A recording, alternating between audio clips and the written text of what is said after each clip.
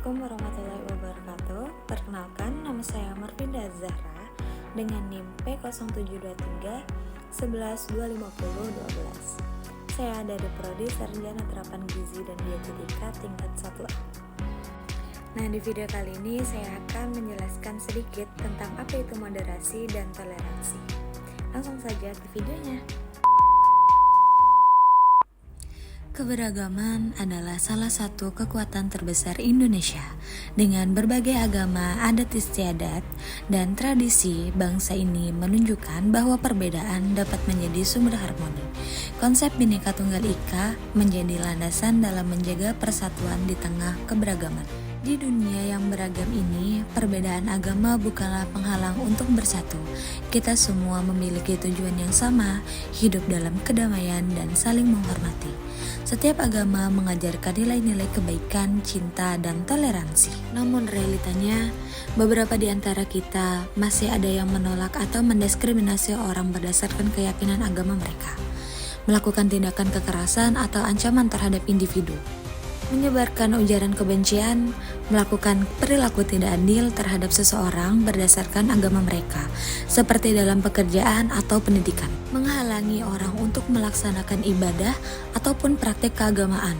Mereka merasa bahwa keyakinan kita adalah yang paling benar, bahkan kita sering menyalahkan keyakinan orang lain, membuat kita yang harusnya bisa bersatu malah terpecah belah. Maka, di tengah hiruk-pikuk permasalahan radikalisme, muncul sebuah istilah yang disebut moderasi beragama. Apa itu moderasi beragama? Kata moderasi berasal dari bahasa Latin moderatio yang berarti kesedangan, tidak berlebihan dan tidak kekurangan. Sedangkan menurut Kamus Bahasa Indonesia berarti pengurangan kekerasan dan penghindaran keekstriman. Sedangkan dalam bahasa Arab moderasi dikenal dengan kata wasat atau wasatiyah, yang memiliki padaan makna dengan kata tawasud, tengah-tengah. Lalu, kenapa sih moderasi itu penting? Karena moderasi itu bisa menciptakan masyarakat yang toleran dan harmonis. Artinya, moderasi beragama membantu mencapai tujuan masyarakat yang damai dan berkelanjutan. Lalu yang kedua, memperkuat keimanan. Artinya, moderasi bukan pilihan, melainkan keharusan, terutama di negara yang beragam seperti Indonesia, sehingga keimanan dapat dipertahankan dengan kebijaksanaan. Lalu yang ketiga, bisa meningkatkan keseimbangan.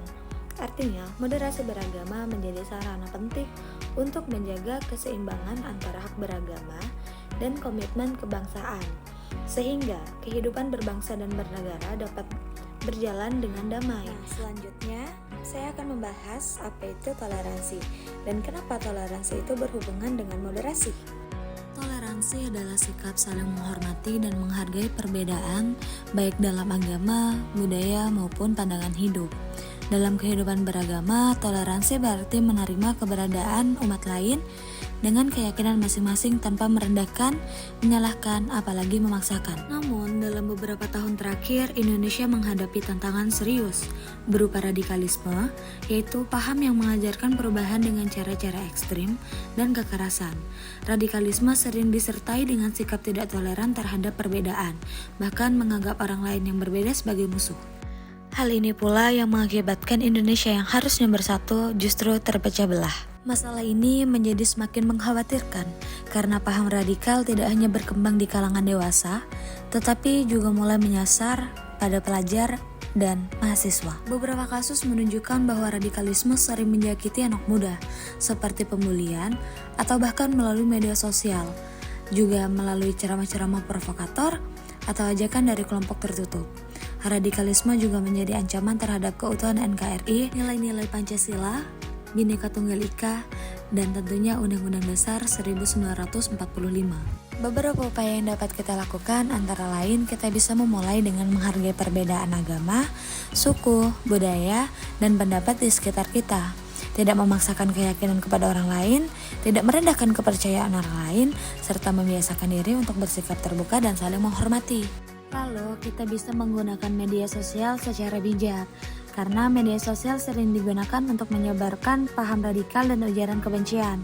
Oleh karena itu, kita harus bijak dalam menerima dan menyebarkan informasi. Dengan melakukan langkah-langkah sederhana namun konsisten, kita bisa membantu menciptakan masyarakat yang damai, aman, dan bebas dari radikalisme. Sekian video dari saya, kurang dan lebihnya saya mohon maaf. Saya akhiri. Wassalamualaikum warahmatullahi wabarakatuh.